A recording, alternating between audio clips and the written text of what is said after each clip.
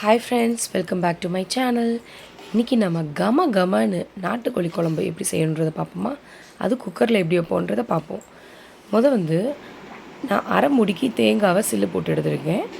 அதுக்கப்புறம் ஒரு ஸ்பூன் சோம்பு, ஒரு அரை சைஸ் தக்காளி, அதுக்கப்புறம் ஒரு 15-20 முந்திரி பருப்பு, இது எல்லாத்தையும் சேர்த்து போட்டு அரைக்க போகிறோம். அப்புறம் தாளிக்கிறதுக்கு வெங்காயம் ஒரு 150 கிராம், இப்போது தக்காளி, தேங்காய், சோம்பு, முந்திரி இது எல்லாத்தையும் நல்லா நைஸாக அரைச்சி எடுத்துப்போம்.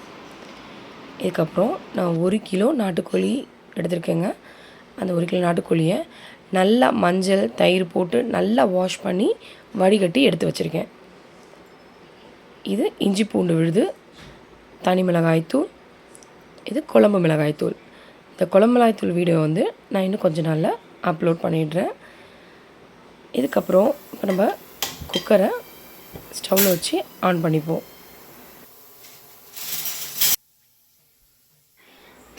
நல்லெண்ணெய் ஒரு 2 ஸ்பூன் அளவுக்கு நல்லெண்ணெய் ஆட் பண்ணிக்கோங்க. நான் இதயம் நல்லெண்ணெய் தாங்க யூஸ் பண்ணுவேன். அதுதான் நல்லெண்ணெய்க்கு கொஞ்சம் நல்லா திக்காக நல்லாயிருக்கும்.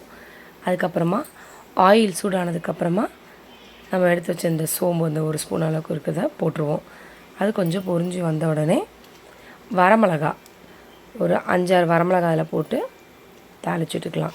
அதுக்கப்புறம் நம்ம வெட்டி வச்சுருந்த சின்ன வெங்காயத்தையும் போட்டு இதில் நல்லா வதக்கிப்போம்.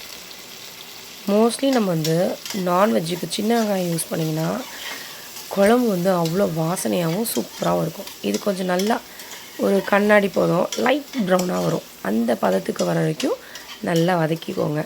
குக்கர் தானே, நம்ம அடுத்தடுத்து எல்லாத்தையும் போட்டுருவோம், வதக்கணும்னு அவசியம் இல்லை, அது வெந்துடும் அப்படின்னு நினைக்க வேண்டாம். அப்புறம் அது முழிச்சிட்டு நிற்கும் குழம்புல அந்த வெங்காயம்லாம். ஸோ அதனால் கொஞ்சம் நல்லா ஓரளவுக்கு வதக்கிக்கிட்டதுக்கப்புறமா நம்ம இஞ்சி பூண்டு ஆட் பண்ணுவோம். இப்போ கொஞ்சம் நான் உப்பு இதில் ஆட் பண்ணியிருக்கேன், கொஞ்சம் வெங்காயம் வேகமாக வதங்கிறதுக்காண்டி.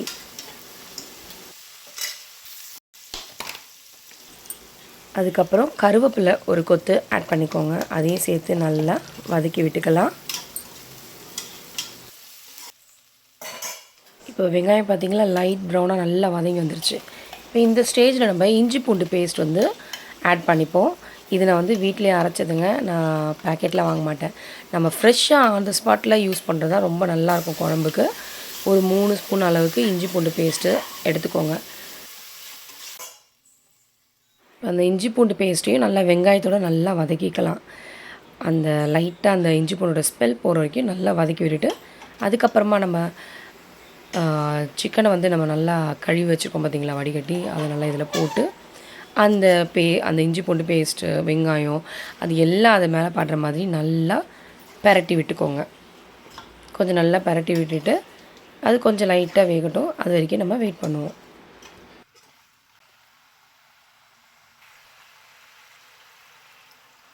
இப்போ நான் கொஞ்சோண்டு தண்ணி ஆட் பண்ணுறேன் ஃபஸ்ட்டு. இது நான் அந்த இஞ்சி பூண்டு பேஸ்ட்டு அரைச்சி வச்சதுனால அந்த கிண்ணத்தில் இருக்கிறத கொஞ்சம் தண்ணி ஆட் பண்ணி அதையும் அது மேலே ஊற்றி நல்லா வதக்கி விட்டுருக்கேன். இப்போ 3 ஸ்பூன் அளவுக்கு குழம்பு மிளகாய்த்தூள் ஆட் பண்ணிக்கிறோம். இந்த குழம்பு மிளகாய்த்தூள் ஆட் பண்ணுறது சிக்கனுக்கு, மட்டன் குழம்பு, இது எல்லாத்துக்கும், மீன் குழம்பு, இது எல்லாத்துக்குமே நான் இதான் யூஸ் பண்ணிப்பேன். அதுக்கப்புறமா நம்ம அரைச்சி வச்ச தேங்காயையும் இதில் நம்ம ஊற்றி விட்டு நல்லா அந்த ஜார்லேயே தண்ணியை நல்லா அலசி இதில் ஊற்றி நல்லா கிளறி விட்டுக்கோங்க.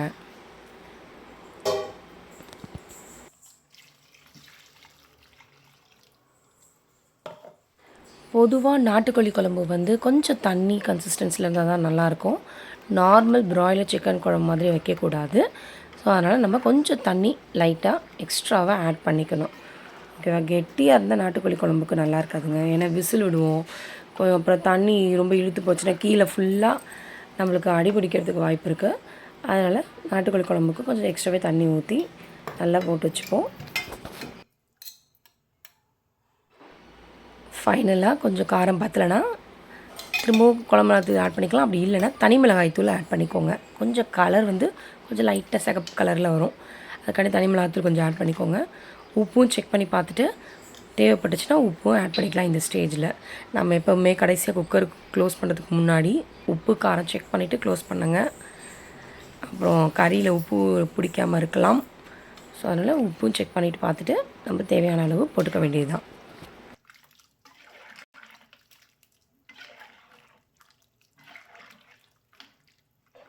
ஃபைனலாக ஒரு தடவை நல்லா கிளறி விட்டுட்டு இப்போ நம்ம குக்கரை க்ளோஸ் பண்ணிடலாம். நாட்டுக்கோழி குழம்புக்கு பொதுவாக நம்ம ஒரு 3 விசிலாக வைக்கணும். அப்போ தான் அந்த எலும்பு கறி நல்லா வெந்து வரும். ஏன்னா கறி வந்து கொஞ்சம் சக்க கறி மாதிரி தெரியும் நம்மளுக்கு, நாட்டுக்கோழி ப்ராய்லர் மாதிரி இருக்காது. சரி, இப்போது நான் விசில் வச்சு விட்டு விசில் போனதுக்கப்புறமா ஓப்பன் பண்ணுறேன். குழம்பு நம்ம எப்படி இருக்குன்னு பார்த்துருவோமா? வாவ், நல்லா கம கமன்னு இருக்குதுங்க. வாசனை செம்மையாக வருதுங்க. பார்த்திங்களா, நான் அவ்வளோ தண்ணி ஊற்றினேன். விசில் வச்சோடனே தண்ணிலாம் குறைஞ்சி எப்படி வந்திருக்கு பாருங்கள். இதுக்கப்புறம் ஃபைனலாக உப்புலாம் செக் பண்ணிக்கோங்க.